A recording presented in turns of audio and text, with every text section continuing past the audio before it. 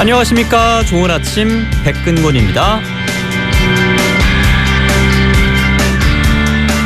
40.6% 지난달 과실물가 상승률입니다.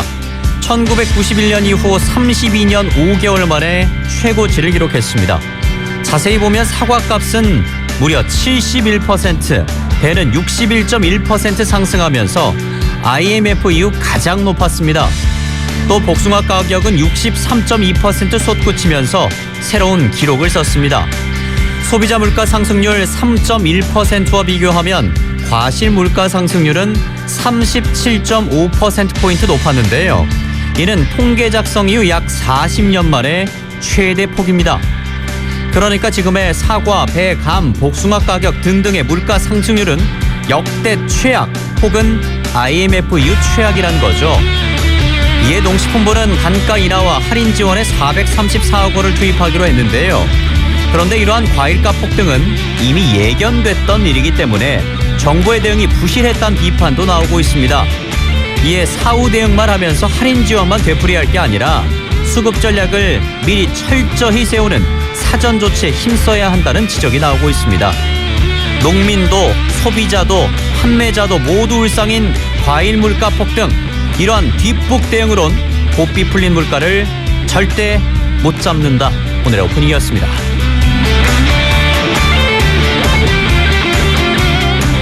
네, 요즘 과일 장보기 겁이 나는데요. 저희가 관련 인터뷰를 추진하고 있습니다. 기후변화, 유통 등 어떤 문제가 있는 건지 조만간 살펴보는 시간 갖도록 하겠습니다. 네, 이렇게 무슨 일을 하든 철저히 준비하지 않으면 피해는 고스란히 주민들에게 돌아가는 겁니다. 자, 우리 지역에선 진해 주민들의 수건 사업이었던 석동터널 개통도 다음 주로 다가왔는데요. 보상을 비롯해서 여러 가지 논란이 일고 있습니다. 그 피해는 역시나 주민들에게 돌아가는 건데 이 문제를 취재한 MBC 경남 장영 기자와 잠시 후에 함께 짚어보겠습니다. 자, 이어서 고용노동부가 최근 281건의 위법 부당 채용 사례를 적발했는데요. 슬기로운 노무생활 시간에 박윤정 노무사와 함께 짚어보겠습니다. 8시 32분 30초 지나고 있습니다. 경남의 교통 상황 알아보죠. 이영지 리포터. 네, 안개 속 출근길입니다. 전조등 켜고 안전거리 유지하며 가셔야겠는데요. 현재 사고 구간이 두 군데 있습니다. 먼저 귀산터널에서 마창대교 방면으로 마창대교 요금소를 못 간 지점 1차로에 승용차 사고가 났는데요. 흐름은 원활하지만 차로 변경 잘해주시기 바랍니다. 이어서 창원 터널 사고입니다. 창원 방향으로 터널 안 100m 지점 2차로에 추돌 사고가 발생했고요. 후방으로 정체가 많이 되고 있습니다. 반대 장유로 나가는 길도 교통량이 많아서 정체가 되고 있는데요. 현재 불모산 터널은 두 방향 다 가뿐히 통과하고 있습니다. 원희대로 서부경찰서 사거리 일대 양방향 모두 서행하고요. 또 창의대로는 도청 방면으로 토월 지하차도에서 밀리고 있습니다. 315대로 소개광장 지나온 차들 동마산 나들목 삼거리에서 좌회전 신호 3-4번까지 기다리고요. 해안대로는 어시장 지나온 차들 자유무역 정문사거리에서 우회전 차로가 밀리고 있습니다. 취업은 쉽다. 보건의료 특성화대학 마산대학교 협찬 교통정보 있습니다. 네, 4477번님께서도 오늘 안개가 많이 꼈네요. 전조등 켜는 것은 기본이죠. 서행 운전과 안전 운행은 필수입니다라고 문자를 주셨습니다. 예, 안전하게 하루 출발하셨으면 좋겠고요. 4863번님께서는 오프닝 관련해서 물가가 너무 많이 올랐습니다라고 지적을 해주셨습니다. 특히나 지금 과실물가 상승률이 역대 최고치를 기록하고 있는데 저희가 인터뷰 추진하고 있으니까 조만간 소개해드리도록 하겠습니다. 자, 저희는 잠시 광고 듣고 돌아오도록 하겠습니다.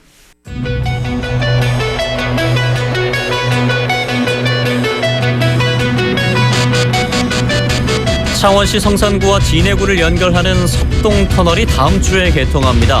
진해구 주민들의 오랜 수건 사업인데요.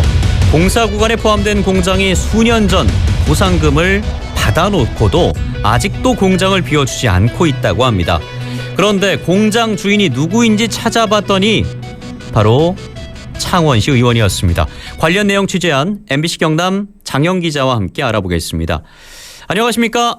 네, 좋은 아침입니다. 예, 반갑습니다. 이 공사가 이제 8년 만에 마무리되고 개통되는 거죠? 네, 그렇습니다. 2016년에 착공을 했죠. 예. 이 그동안 주민들은 제2 안민 터널로 많이 알고 있었는데요. 최근에 이 석동 터널로 명칭이 확정됐습니다. 이 공사비만 1,560억 원 투입됐죠. 그런데 이제 문화재 발굴 등 발굴뿐만 아니라 여러 가지 이유로 이제 당초 계획보다 1년 늦은 이 다음 주 21일 개통 예정입니다. 예. 이 군항제를 앞두고 이제 개통이 되는 건데 현직 시의원이 보상금을 충분히 받아놓고도 공장을 비워주지 않고 있다는 뉴스가 보도가 됐습니다. 뭐 터널 개통하는 데는 차질이 없습니까? 네, 현재 이 공장을 제외하고 터널 지금 마무리 공사는 다 끝난 상태고요. 예. 현장이 지금 성산구 성주동 쪽인데요. 이 터널로 향하는 이 진입로 바로 옆에 이제 공장이 하나 있습니다. 이 대형 화물들이 좀 지나다니다 보면 약간 좀 이렇게 너무 가까이 있는 게 아닌가 싶을 정도로 이렇게 가까이 있는 공장인데요. 예. 어쨌든 이 공장은 석동 터널 공사 구간에 포함된 원래는 공원이 들어설 자리였습니다. 예. 제가 취재를 해보니까 2019년과 20년 이 보상금의 약 98%를 받고도 2주 전 취재 당시만 하더라도 여전히 공장을 가동하고 있었습니다. 터널이 개통되면 당연한 거지만 이제 발주처라든지 시공사, 감리단은 모두 철수를 하게 되죠. 예. 그런데 이제 공장을 아직까지 가동하고 있다 보니까 이 공원 조성 공사는 시작도 못 하고 있습니다. 그래서 이제 등기사항 증명서 같은 걸 떼가지고 공장 주인이 누군가 찾아봤더니 현직 창원시 의원이었고요. 그래서 해당 시의원도 찾아가서 물어봤습니다. 그랬더니 이 보상금 받은 거는 맞다고 인정을 했는데 이 공장을 이전할 곳이 마땅치 않아서 지금까지 가동하고 있다라는 얘기를 들을 수가 있었습니다. 아니 2019년과 2020년이면은 한 3, 4년 전에 이미 보상금을 98% 받았으면 거의 다 받은 건데 네. 아직도 이전할 곳을 찾지 못해서 마땅치가 않다. 이런 말을 한다는 건 이른바 알박기를 하고 있는 것이 아닌가 의심을 받을 수 있는 충분한 정황이 될 것 같은데 창원시는 뭐라고 합니까? 예, 이 석동터널 발주처는 이 국토부 부산국토관리청인데요.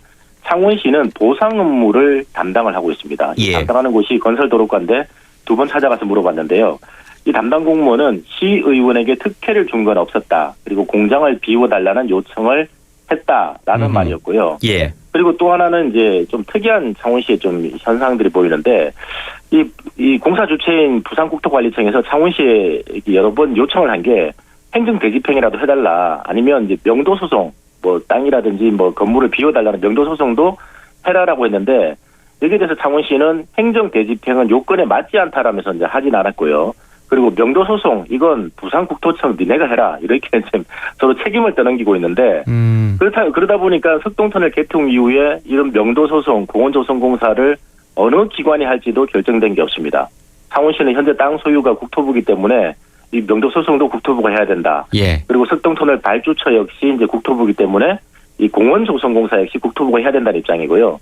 이 부산국토관리청 또 직원들 얘기를 들어보면은 이 보상 작업 제대로 하지 않은 창원시가 명도 소송이라든지 공원 조성 공사까지 다 해야 되는 거 아니냐. 그래서 이 관련 예산도 이렇게 전부 다 창원시에 넘길 계획이다라고 지금 그렇게 버티고 있는 상황입니다. 예. 아니 당장 다음 주 개통인데 아무도 책임지는 것 같지도 않고 보상을 받은 게 언젠데 그걸 또 6월까지 미뤄달라고 하는 상황이기도 하고 이것도 알아봤더니 창원시 의원이다. 이거 참 주민들 보기에도 민망한 상황인데 그 공원 조성을 해야 되는데 그 공사비는 그러면 얼마나 들어요? 예, 이 석동터널 이 진입로 옆에 이제 공원이 있는데 이 공원이 2016년도에 책정된 공사비가 2억 2천만 원입니다. 더 올랐을 거잖아요, 그러면. 2016년이면 사실 건설 경기가 그다지 이제 좋을 때, 예. 공사비가 이제 그다지 많지 않을 때 이제 책정된 금액인데요. 지금은 훨씬 더 많이 늘었겠죠. 그렇겠죠. 그리고 문제는 터널이 개통되고 난 이후에 이게 공원 조성 공사를 하려다 보면 이 시민 불편도 가중됩니다. 차단도 해야 될 테고 차량 통행도 일부 차질이 생길 텐데. 그렇죠. 예. 어쨌든 이런 석동터널 공사 기간에 공원 조성을 끝냈더라면 추가적인 비용이라든지 시간 그리고 불편이 아마 없었을 것 같습니다. 예. 자, 그러면 그 석동터널 전체 보상금은 얼마나 되고 그 해당 창원시 의원은 보상금을 얼마나 받았는지 좀 궁금한데요. 네, 석동터널 이 부산국토관리청이 공사 시작 당시에 이 보상비를 238억 원으로 추산했습니다. 예. 이게 전부 창원시가 부담해야 되는 돈이죠. 그런데 알고 봤더니 실제로는 197억 원이 더 들었다고 합니다. 200억 원 가까이가 더 들었네요. 네, 2배 정도 이렇게 늘어난 금액인데요. 예. 제일 궁금한 게 이제 해당 시의원이 이제 보상금 얼마나 받았냐 이 부분인데 예. 이 얼마나 해당 시의원이 받았는지를 창원시 담당자에게 물어봤는데 개인정보다. 그래서 말하기 어렵다. 다만 지목이 같은 공장, 부지 그리고 인근 지하고는 똑같은 금액으로 보상했다라는 답변만 들을 수가 있었습니다.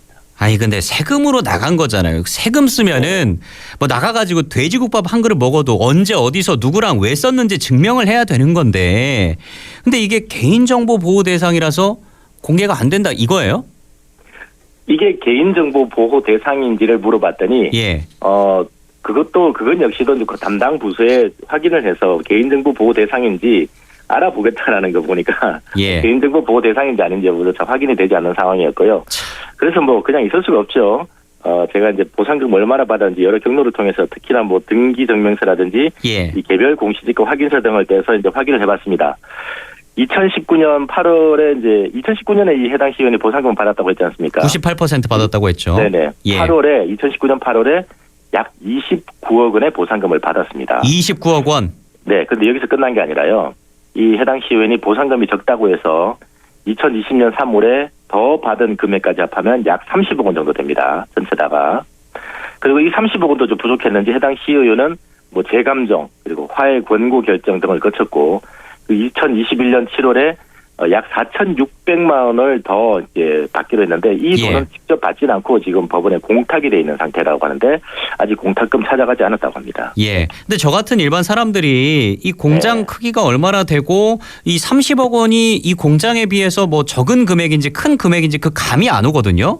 네네. 예, 좀 한번 비교해서 설명해 주세요. 예, 그래서 취재를 좀 더 해봤거든요. 예. 이 공장 바닥 면적이 1,447제곱미터입니다. 예. 그 지목은 공장이죠.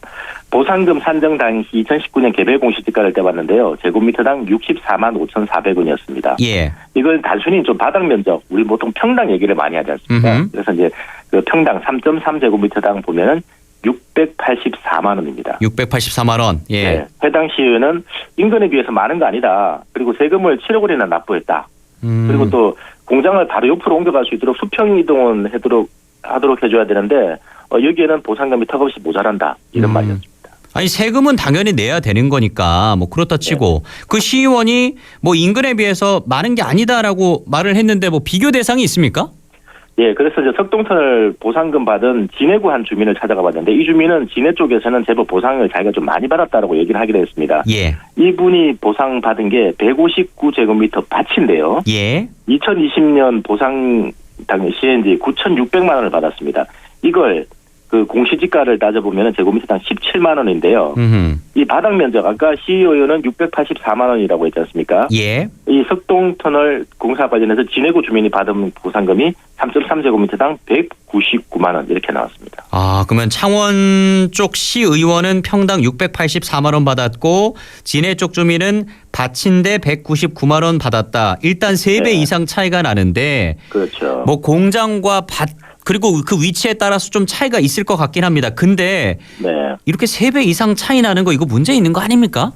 그렇죠. 누가 보더라도 사실 너무 차이가 난다 이런 부분이었고요. 그리고 예. 아까 제가 앞서 말했지만 창원시가 전체 보상비를 약 2배 가까이 또 이렇게 정액해서 했던 부분들이 있지 않습니까? 예. 이런 부분들이 좀 묘하게 오래될 수밖에 없는데 어쨌든 창원시는 같은 석동터널 공사 구역이더라도 위치라든지 지목, 영업 손실 그리고 지작물에 따라 보상금은 다르게 책정이 되고 특히나 세계 감정평가사의 감정 금액 평균으로 보상금을 책정한다 이렇게 뭐 얘기는 하고 있습니다.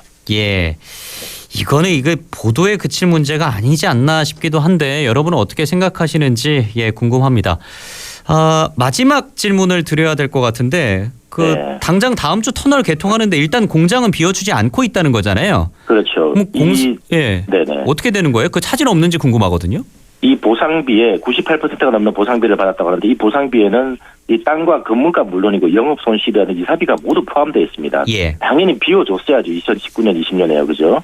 그런데 이제 이 소공원이 들어설 자리 공사 시작 못하고 있는데 이 지금 부산국토청은 이 공장을 비워주지 않아서 이제 막대한 지장을 초래하고 있는 실정이다. 그리고 빨리 이전 계획서를 제출해달라.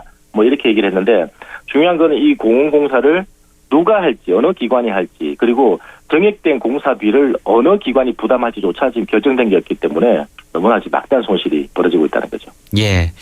자, 이 석동터널 공원 조성 공사 문제, 이중교차로 문제, 이어서 준비가 돼 있는데 시간 관계상 다음 시간에 좀 전해드리도록 하겠습니다. 자, 오늘 여기 보상금 문제까지만 한번 짚어봤습니다. 잘 들었습니다. 고맙습니다. 감사합니다. 네, MBC 경남 보도센터 장영 기자와 함께했습니다.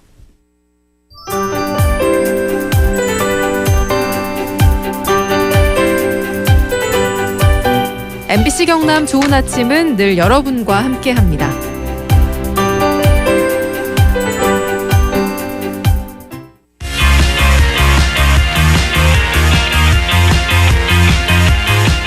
네, 생활 속 노무 상식을 알아보는 슬기로운 노무 생활 시간입니다. 지난주 노동부에서 2023년 하반기 불공정 채용 지도 점검 결과를 발표했는데요.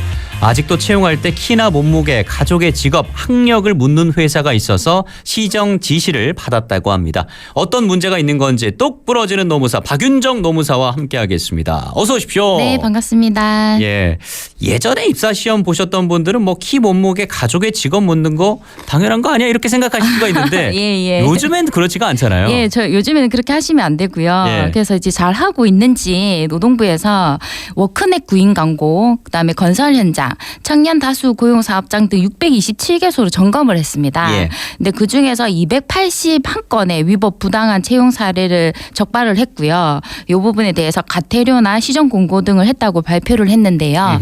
구체적으로 이제 위반 사례를 한번 살펴보면 주 5일 근무로 공고한 뒤에 계약 시에 주 6일 근무를 요구하거나 채용 탈락자 수십 명의 서류를 파기하지 않고 보유하거나 채용 공고에 제출된 서류를 반환하지 않는다고 명시 또는 입사 지원서의 혼인 여부 또 가족 학력 직업 정보 요구, 그다음에 신체 검사 비용 같은 거를 이제 구직자에게 전가하는 경우 등이었어요.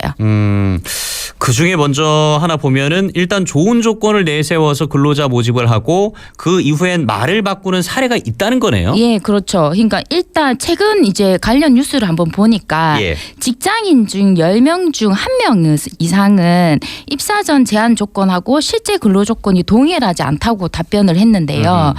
그 또 비정규직이 정규직보다 응답 비율이 더 높았습니다. 예. 그래서 근로자 입장에서는 일단 채용 공고를 보고 입사 지원을 하잖아요. 근데 사실 법적으로 채용 공고 내용 자체는 크게 의미가 없습니다. 그 자체가 근로계약의 내용이 되는 게 아니기 때문에 실제 근로 조건은 노사가 이제 회사에서 구체적으로 근로 조건을 명시한 근로계약서 적은 경우에 이제 확정이 되는 거거든요. 그렇겠죠. 근데 이제 근로자가 채용 공고와 내용이 다른 근로계약서에 많이 동의를 한다.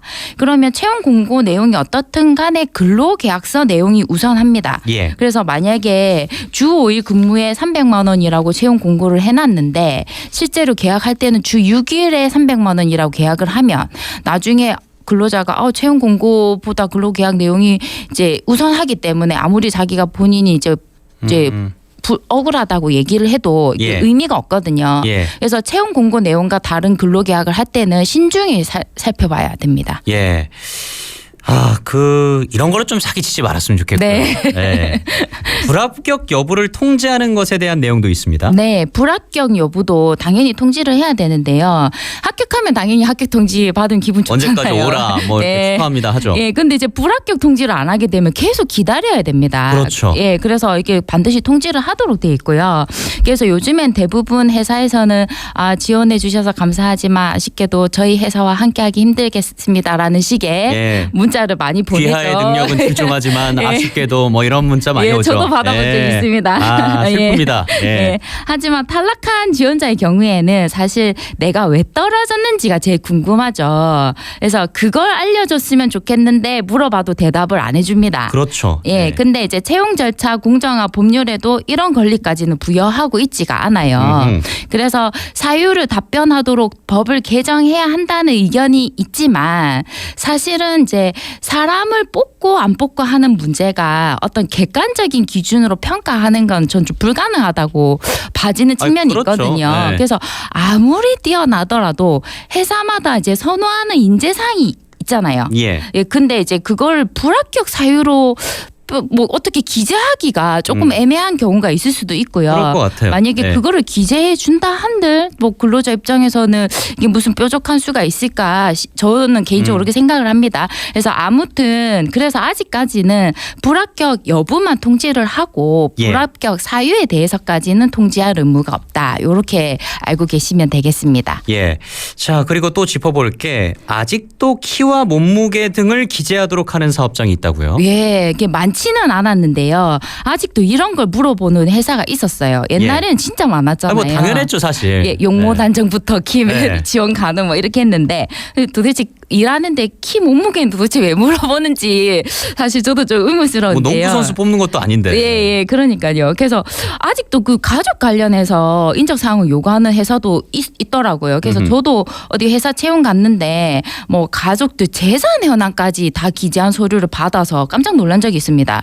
그래서 그 이후에 수정하기는 했는데 이런 걸 왜 기재를 하냐고 물으니까 기존 양식대로 그냥 그대로 쓰다 보니까 그랬다 이렇게 말씀을 하셨거든요. 이런 핑계 많이 되죠. 예, 네. 그래서 관련법이 있어도 이제 가볍게 생각하고 업무를 하다 보면 좀 놓치는 부분이 있거든요. 그래서 요즘에 채용 공고 시에 지켜야 할 내용들이 법에 정해져 있기 때문에 인사 담당자라면 한 번씩 꼭 챙겨봐야 됩니다. 예, 근데 그 관련 법이라고 하면 어떤 거예요? 이제 현재 적용되고 있는 법은 채용 절차 공정화에 관한 법률이 있는데요.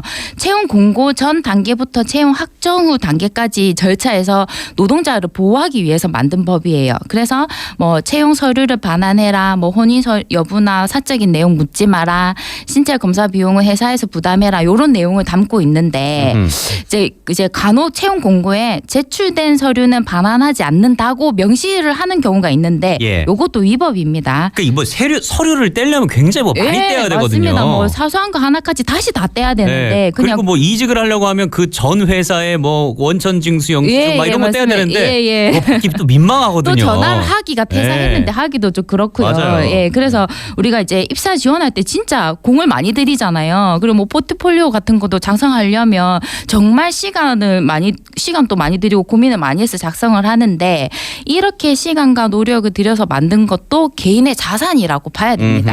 그러니까 당연히 이걸 돌려달라고 할 수 있도록 그래서 법이 만들어진 거거든요. 근데 아쉽게도 이제 이 법이 이제 30인 미만 사업장에 적용이 안 됩니다. 아, 그래요? 예, 그래서 좀 이제 확대해 달라는 요구가 있는데 이제 이 법이 이제 단순히 이제 채용 과정에 있어서 공정에 포커스를 맞추다 보니까 이제 또 채용 비리도 또 처벌하지 못하는 문제도 또 있어요. 그리고 이제 앞서도 이제 노동부에서 발표했듯이 이제 법 위반 사항이 다 시정하세요, 가태료 부과합니다. 요 정도 수준이라서 예. 처벌이 너무 가볍지 않냐. 요런 좀 비판도 있거든요. 그래서 이제 이 현재 법을 조금 더 좀 개정을 해서 공정 채용법이라고 좀 말을 바꿔가지고 요런 내용들을 지금 뭐 30인 미만 사업장 적용이 안 되는 문제, 예. 요런 문제들 채용 비리 문제 이런 것들을 보완해서 제정하자는 법이 지금 제정안이 나와 있는 상태이긴 합니다. 예, 좀 제정을 통해서 사각지대를 보완할 필요가 있어 보이고 예. 0093번님께서 아직도 이런 구태의연한 질문을 하는 직장이 무슨 비전이 있을까요? 아, 그렇죠. 예, 이렇게 예. 따끔하게 또 지적을 해주셨습니다. 네네, 맞습니다. 자, 그리고 그 공정화법을 보니까 구직자에게도 거짓으로 서류를 작성해서는 안 된다고 명시되어 있습니다. 예, 회사도 채용 과정의 절차를 공정하게 해야 되겠지만 구직자도 허위 서류를 작성해서 제출하면 안 되겠죠. 당연하죠. 이게 너무 네. 당연한 얘기입니다. 근데 만약에 이제 거짓 서류로 이제 입사한 후에 이제 발각이 되면 회사에서는 채용을 취소하거나 해고할 수 있는데요. 하지만 이렇다 하더라도 무작정 해고했다가는 부당 해고로 판단될 수 있습니다. 그래요? 예, 이제 이게 허위 경력뿐만 아니라 이제 여러 가지 요소를 이제 고려를 하셔야 되는데요. 예. 만약에 예를 들어서 허위 경력으로 백화점 제가 매니저 경력이 있습니다. 이렇게 해서 뽑았는데 그게 허위 경력이었어요. 예. 근데 이제 우리가 경력직을 뽑을 때는 그만한 이제 커리어가 있으니까 일을 잘할 줄 알고 뽑는 거잖아요. 즉시 투입되니까. 예. 네. 근데 이제 경력이 있다고 뽑았는데 사실은 이제 그게 허위 경력이었고 실제로 일을 잘 못한 거예요. 예. 그래서 그 사실을 알았다면 안 뽑을 것이 너무 명확하죠. 그럼 이런 경우에는 정당한 해고예요. 예. 하지만 업무와 상관없는 경력을 숨겼어요. 다년간 열심히 근무했어요. 그래서 이런 점을 고려했을 때는 이 사람이 경력을 허위로 속인 거하고는 업무 능력하고는 상관이 없다. 그렇게 판단되며 해고가 부당하다 판단될 수 있습니다. 예, 알겠습니다. 여기까지 네. 듣겠습니다. 고맙습니다. 네, 감사합니다. 네, 박윤정 노무사와 함께 인사드리겠습니다. 좋은 아침 내일 뵙겠습니다. 여러분 고맙습니다.